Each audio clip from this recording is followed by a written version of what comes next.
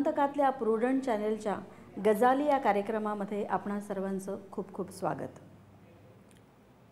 वयाच्या 9व्या वर्षी एका छोट्याशा अपघातानंतर जो फार मोठा जिच्यासाठी साबित झाला आणि ज्याच्यामधनं तिला एक अपंगत्व आलं, पॅराप्लेजिया जिला झाला, पण ह्या सगळ्यावर मात करून ती जेव्हा एक स्वतंत्रपणे आज एक पत्रकार म्हणून, एक लेखिका म्हणून, एक कॉलम रायटर म्हणून जेव्हा आपल्यासमोर येते आणि खूप समृद्ध असं आयुष्य जगत असते, तेव्हा तिच्याबद्दल, तिच्या ह्या प्रवासाबद्दल आपणा सर्वांना माहीत करून घेणं ही आपली स्वतःची एक गरज आहे, आपली सर्वांची गरज आहे असं मला वाटतं। कारण आपण शारीरिकदृष्ट्या खूप सक्षम आहोत, पण शारीरिकदृष्ट्या जरी सक्षम असलो तरी कितीतरी गोष्टी आपल्या सर्वांनाच येत नसतात आणि त्या बाबतीत आपण डिसेबल असतो। पण शारीरिक अपंगत्व जिला आहे त्या डिसेबिलिटीवर तिने मात करून आज ती कशी अर्थपूर्ण आयुष्य जगते त्याबद्दल आपण माहिती करून घेणार आहोत सोनाली नवांगोळकर। तुमका योकार। मी नव्यानं शिकली हा शब्द इथे आल्यावर।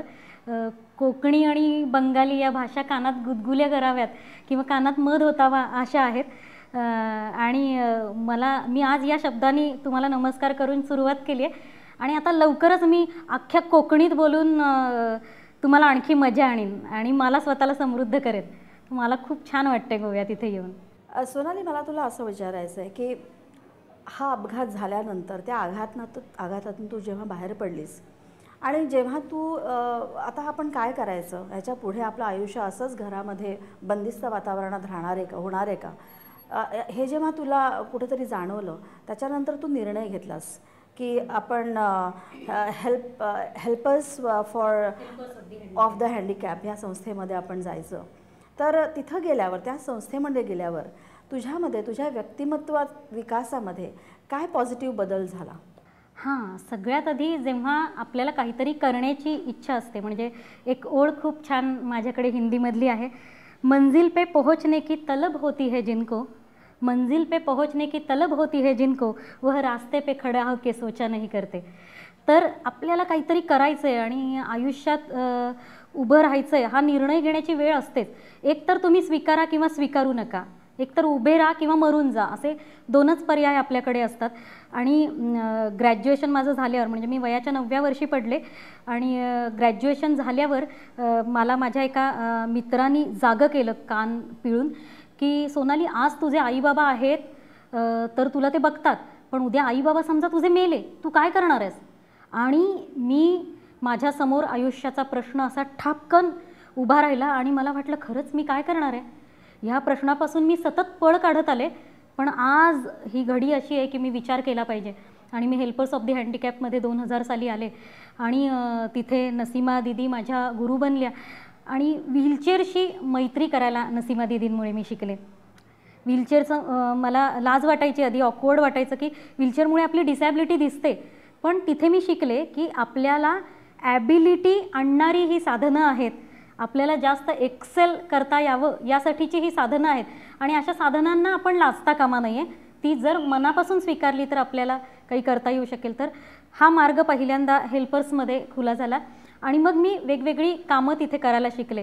ते एक स्टेज होतं माझ्यासाठी, एक रंगमंच होता की जिथे वेगवेगळी, म्हणजे पत्रव्यवहारापासून ते वेगवेगळ्या महाराष्ट्रभरातल्या, देशभरातल्या येणाऱ्या अपंग व्यक्तींचे प्रश्न सोडवणं, मंत्रालय आणि राष्ट्रपती भवनापर्यंत वेगवेगळ्या ठिकाणी जाऊन आत्मविश्वासानं काम करून येणं, वेगवेगळ्या 80 लोकांच्या सहली नेणं, तर यात सगळ्यात जे मला त्याच्यात आनंद होताच, पण इतरांसाठी आनंद निर्माण करण्याचा झराही आपल्याला होता येईल हा अनुभव मला हेल्पर्समध्ये मिळाला आणि वेगवेगळी कामं मी करायला शिकले। परंतु पुन्हा एक त्या टप्प्याचा विचार आपल्याला करायला लागतो ना, तसा प्रत्येक संस्थेच्या म्हणून स्वतःच्या मर्यादा असतात, त्यांचे स्वतःचे नियम त्यांच्या विकासासाठी आणि समृद्धीसाठीच केलेले असतात। परंतु माणसं म्हणजे फॅक्टरीमध्ये निर्माण झालेला प्रोडक्ट नव्हे, त्यामुळे सरसकट प्रत्येकाला एकसारखे नियम नसतात लावता येत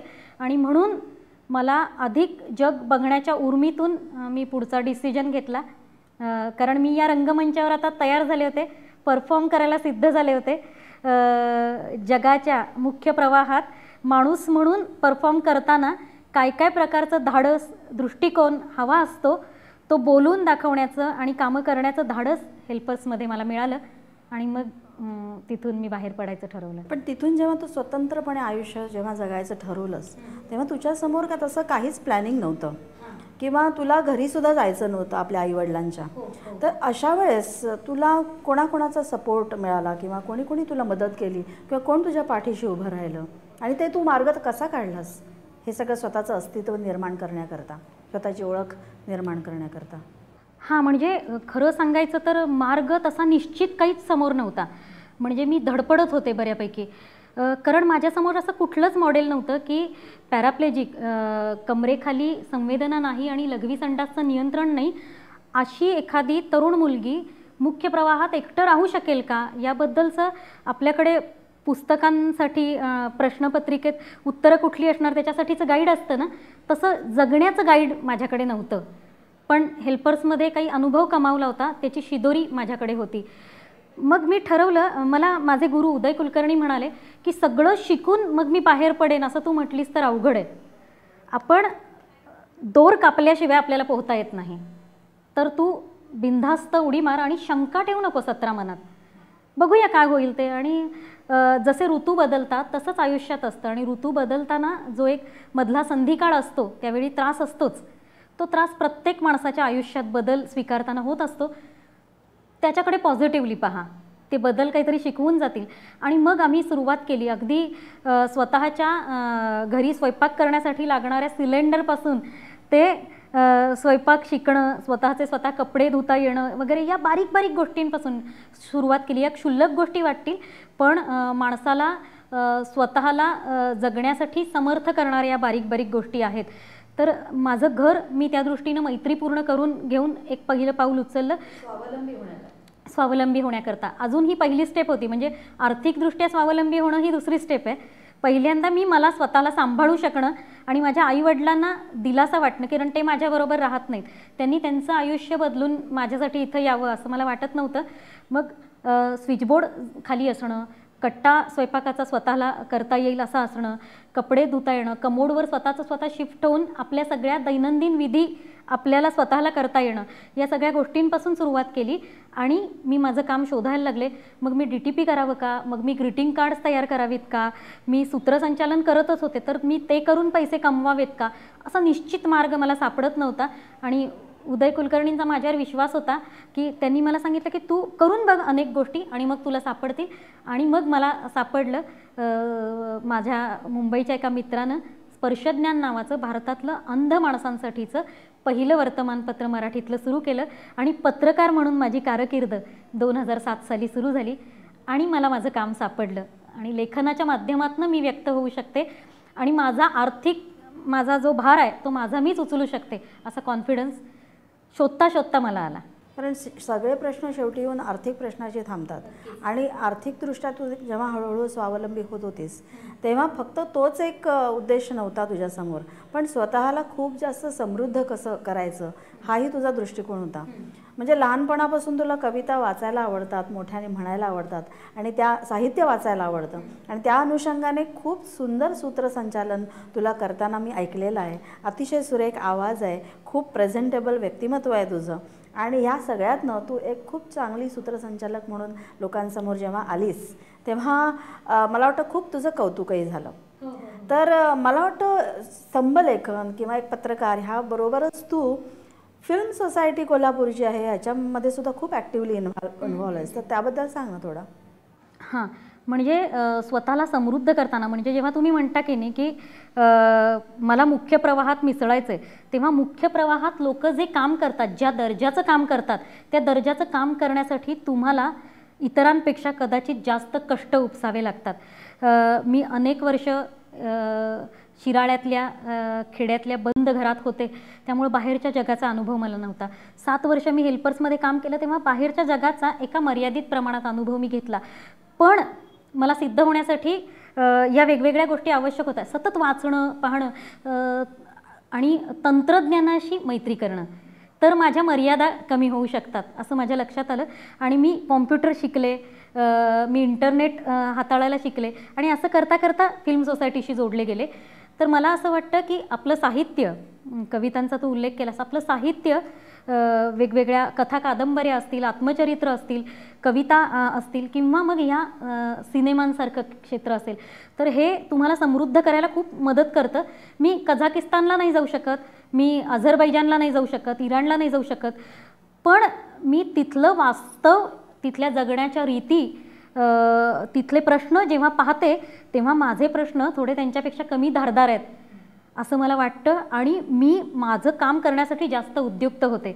आणि म्हणून मला असं वाटतं की कोणीतरी म्हटलं आहे ना की तुम्ही जेव्हा बघायचे तेव्हा तुमच्याकडे चांगला बूट नाही म्हणून तुम्ही तक्रार करता, तेव्हा तुम्ही अजिबात पायात काही न घालून चालणाऱ्याकडे बघितलं पाहिजे.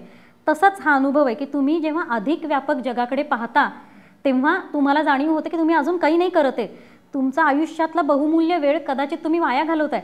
तर नको ना वेळ वाया घालवायला, आपण स्वतःला परफेक्ट ठेवूया, या सगळ्या तंत्रज्ञानाशी जोडून घेऊया, चांगले सिनेमे नाटकं पाहूया आणि पाहता पाहता माझे जे प्रश्न आहेत त्या प्रश्नांविषयी या माध्यमातून मांडायला शिकूया.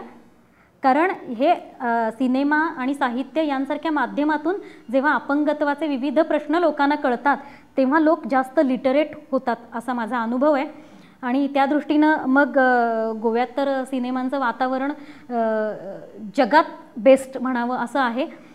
तर jumping over the puddles, colour of paradise वगैरे अशासारखे सिनेमे बघून त्याच्यातली डिसॅबिलिटीवर मात करण्याची तऱ्हा आणि अदा बघून मी शिकली आहे. त्यामुळे मला वाटतं की असे सगळे सिनेमे आम्ही बघावेत आणि स्वतःला समृद्ध तर करावंच, पण असे सिनेमे बनवण्यासाठी सुद्धा कार्यरत व्हावं, तर आमचे प्रश्न मांडण्याची जास्त चांगलं माध्यम आम्हाला ते सापडलंय. तर पुढे कदाचित आम्ही ते करू. मला अनेक गोष्टी विचारायची की स्पर्शज्ञांचं काम करता करता तू स्वतंत्रपणे स्तंभलेखन करायला लागलीस आणि त्याकरता तुझे जे गुरु मगाशी उल्लेख केला उदय कुलकर्णी यांनी सांगितलं की मी तुला रेकमेंड करणार नाही, पण तू स्वतःच्या क्वालिफिकेशनवर किंवा स्वतःच्या गुणवत्तेवर तू पुढे यावंस. तर मला वाटतं तुझा पहिला लेख जेव्हा तू पाठवलास लोकप्रभाला त्याबद्दल सांग ना थोडंसं. हो, म्हणजे त्याची गंमत अशी झाली की मला अजून कॉन्फिडन्स नव्हता आणि कसं आहे की मी 7 वर्षापूर्वी स्वतःच्या घरी राहायला आले, तर माझं थोडं लहान मुलासारखं झालं होतं की लहान मुलांना ना पाय फुटल्यावर त्याला चालून बघण्यात खूप उत्साह असतो की धडपडलं तरी ते चालायचा प्रयत्नच करतं. तसं मला असं वाटत होतं की आत्ता कुठे मी चालायला लागले, सगळेच विषय माझे आहेत, हा आवडता तो आवडता नाही आहे. तर मग मला जेनेटिकली मॉडिफाईड क्रॉप्सचा विषय समोर आला. त्यावेळी त्याबद्दलचं आंदोलन कोल्हापुरात चालू होतं की देशी बियाणांची जपणूक करा आणि ही जैविक तंत्रज्ञानानं समृद्ध पिकं येऊ देऊ नका आपल्या खाण्यात. तर मला हा विषय खूप छान वाटला आणि मी त्याचा अभ्यास करून खूप 2-3 महिने अभ्यास करून लोकप्रभेला पाठवला, मेल केला. मला कोणाची ओळख नव्हती आणि उदय काकांचं म्हणणं होतं की तू तुझ्या गुणवत्तेवर तुझं ॲप्रिसिएशन झालं पाहिजे, माझी ओळख मी वापरणार नाही. अर्थातच ते बरोबर होतं आणि 3 महिन्यानं मी पाहिलं, त्यांचं उत्तर आलं नाही म्हणून मला वाटलं तर गळालं, मला काही नाही झालं माझ्याकडनं. आणि एक दिवस मी जाहिरात पाहिली लोकसत्तामध्ये, तर माझी कव्हर स्टोरी झाली होती. माझा आयुष्यातला पहिला मोठा लेख कव्हर स्टोरी होऊन छापून आला आणि तोही कुठल्याही रेकमेंडेशन शिवाय. मग माझा कॉन्फिडन्स खूप मजबूत झाला आणि मला वाटलं की खरंच सगळे विषय माझे आहेत आणि जर मी खूप कष्ट करण्याची तयारी ठेवली तर मला या क्षेत्रात आता कोणी नाही अडवू शकणार.